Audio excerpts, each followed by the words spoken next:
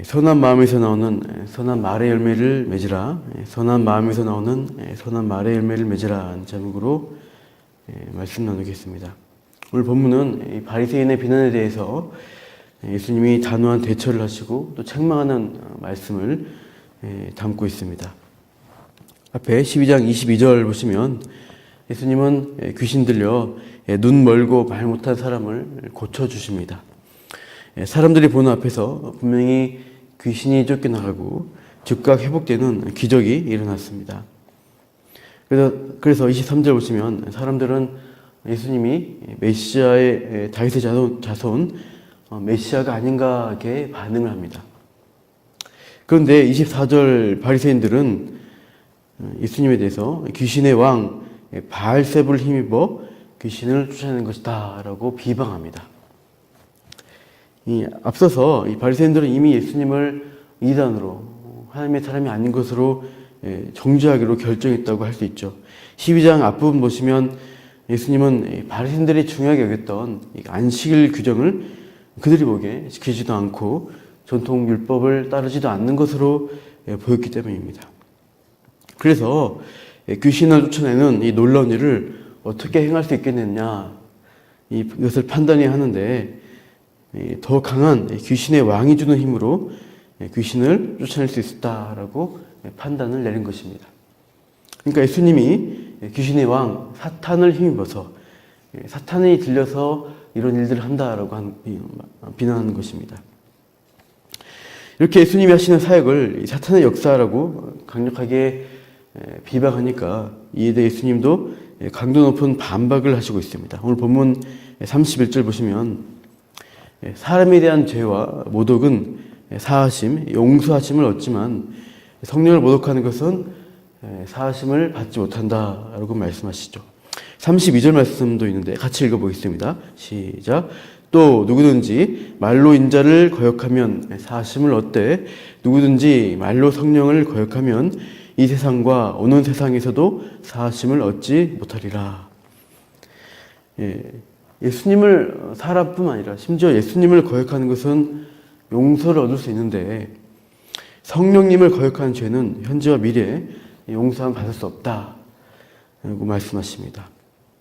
여기서 우리는 성령 모독죄, 성령 회방죄는 정말 용서받을 수 없는 죄인가 하는 신학적 어떤 고민을 할 수 있습니다. 우리가 이제 주목할 것은 이 본문의 맥락이 특수한 상황이라는 것을 염두에 둬야 합니다.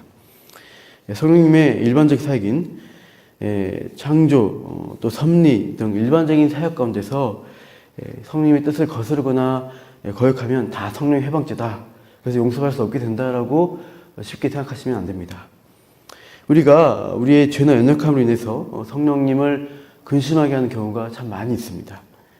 가급적이면 성령님의 뜻에 우리가 따라야 하지만 갈라디아서 5장에서도 말씀하시듯이 성령의 소욕과 육체의 소욕이 우리 마음 가운데 싸움이 있습니다. 그래서 우리 마음속은 전쟁터와 같죠.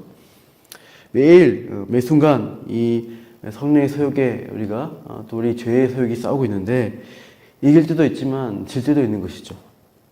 그때마다 성령을 거역했으니 영원히 용서받지 못한다라고 할 수가 없겠죠. 그렇다면 31절, 32절에 용서받지 못할 죄는 무엇인가? 특수한 상황인 것이죠. 예수님이 현재 이 땅에 성육신하셔서 공생을 하시면서 귀신을 쫓고 병을 고치신 일을 행하시고 있습니다. 28절 보시면은 그 일을 하나님의 나라가 임하는 것과 같다라고 말씀하시고 있어요. 성령의 능력으로 마귀의 세력을 멸하시고 하나님의 나라, 천국이 이 땅에 임하도록 하시는 특수한 상황이라고 할 수 있습니다.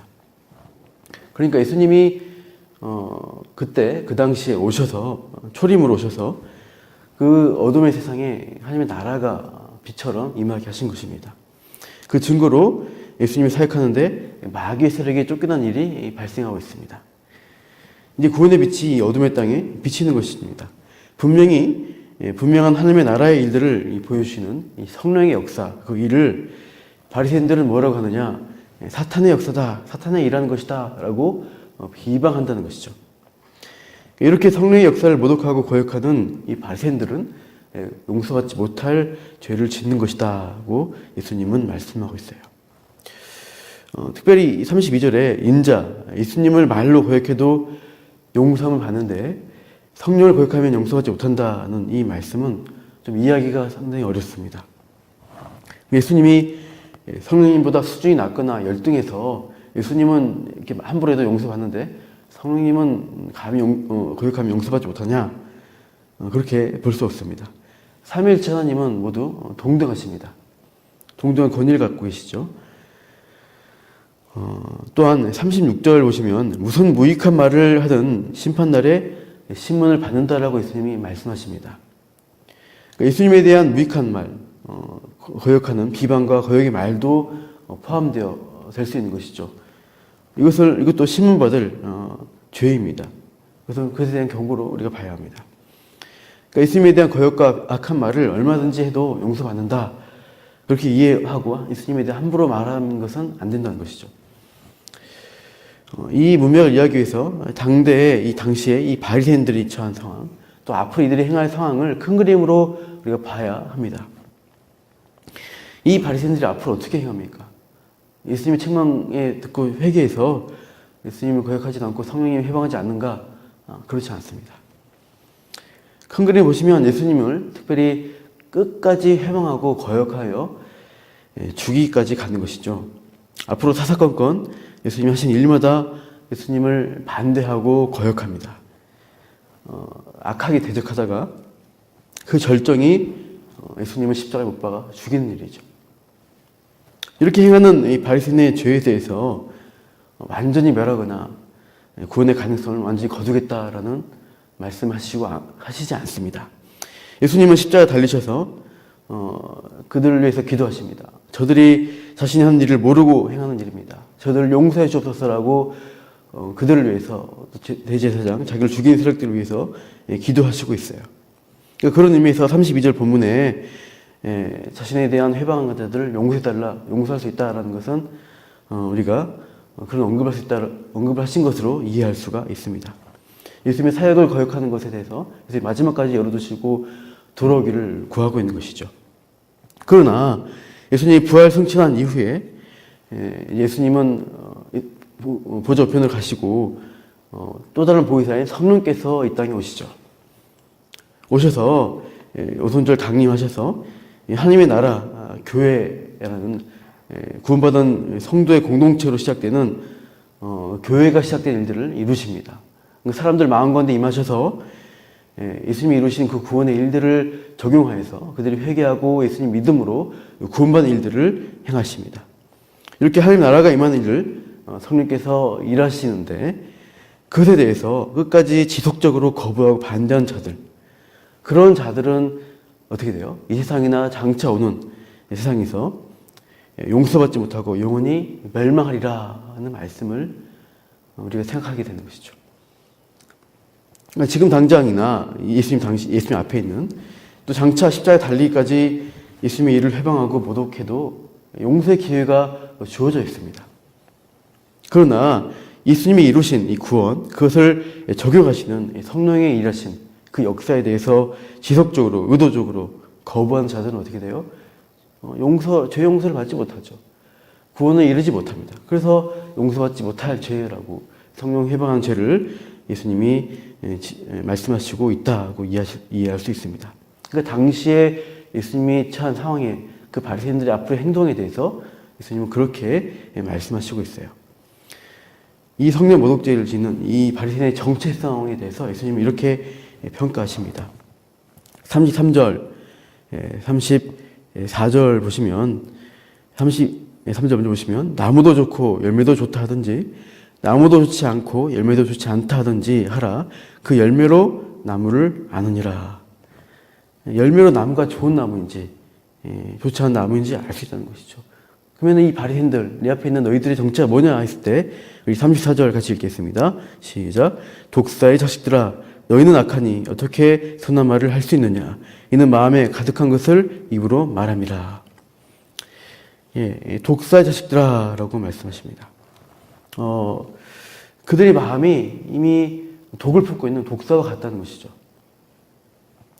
근본이 악한 나무이기 때문에 너희가 내뱉는 말이 성령을 해방하는 악한 말이 나오는 것이다 라고 예수님은 그들의 정체성을 폭로하시고 있습니다. 이 바리새인들은 하나님의 말씀을 가진 자로 또 말씀을 종교 어떤 지도자로서의 일들을 하면서 하나님의 사람인 것처럼 하지만 근본은 뱀의 후손이라는 것입니다.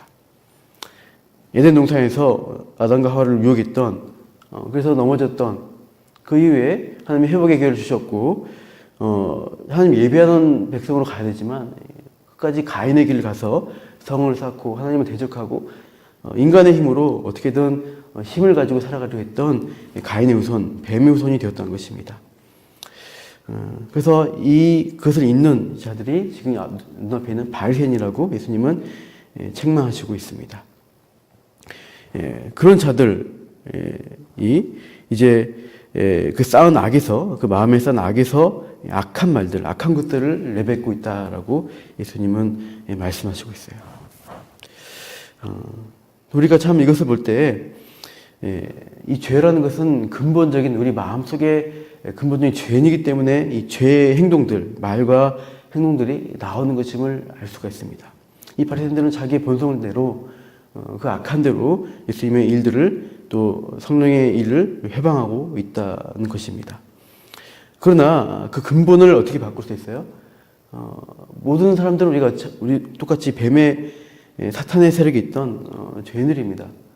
예수님이 이루실 십자가와 부활의 일들을 통해서 성령께서 우리 가운데 그 구원을 적용하실 때 우리 안에 있는 마음이 근본적으로 하나님의 의로움으로 변화가 된다는 것입니다.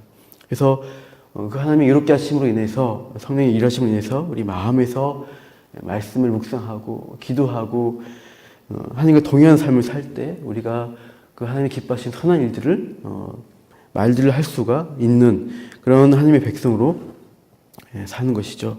오늘도 우리가 하루하루를 살아갈 때 우리 중심에 우리 근본이 성령께서 일하심으로 예수님의 이루신 그 구원의 공로로 우리가 용서함 받은 자인 것을 알고 우리 마음 가운데 말씀을 담으시고 또 기도로 우리를 채우시기 바랍니다. 그렇게 우리가 근본적인 하나님의 사람인 것을 우리 말과 행동을 통해서 오늘도 드러내시며 선한 하나님의 일하심을 증거하고 나아가시는 저 여러분 되기를 축원합니다. 기도하겠습니다. 하나님, 예수님의 하나님 나라가 돌이켜 하시는 성령의 일하심을 거역하고 회방하고 방해했던 바리새인과 같이 행하지 않기를 원합니다. 하나님, 성령이 우리에게 구원을 적용하실 때 우리 마음이 부드러지고 정말 우리가 가난해져서 하나님의 일하심 가운데 우리가 순종하였고 그래서 예수님의 십자가의 죄 용서와 부활의 소망을 우리 또한 가질 수 있게 해주시니 참으로 감사합니다. 때로는 우리가 우리 마음에 연약하여 성령을 근심하게 할 일들이 많이 있지만 하나님 오늘 하루를 살아갈 때 우리가 마음에 말씀을 담고 순종하자 애를 쓰며 기도로 우리의 영혼을 살피고 또 우리가 결단하며 나아갈 때 이 쌓인 우리 안에 근본으로 바뀌고 쌓여있는 선한 곳에서 오늘도 선한 말을 전파하며 하나님의 선한 빛과 소금의 역할을 전하여서 우리 주변에 있는 사람들에게 하나님의 나라가 무엇인지를 보여줄 수 있는 주의 백성으로 오늘도 살아내도록 우리와 함께하여 주시옵소서. 그렇게 일하실 성령님께 우리가 순종할 것을 기대하며 또 감사하며 이 모든 말씀 예수님 이름으로 기도합니다.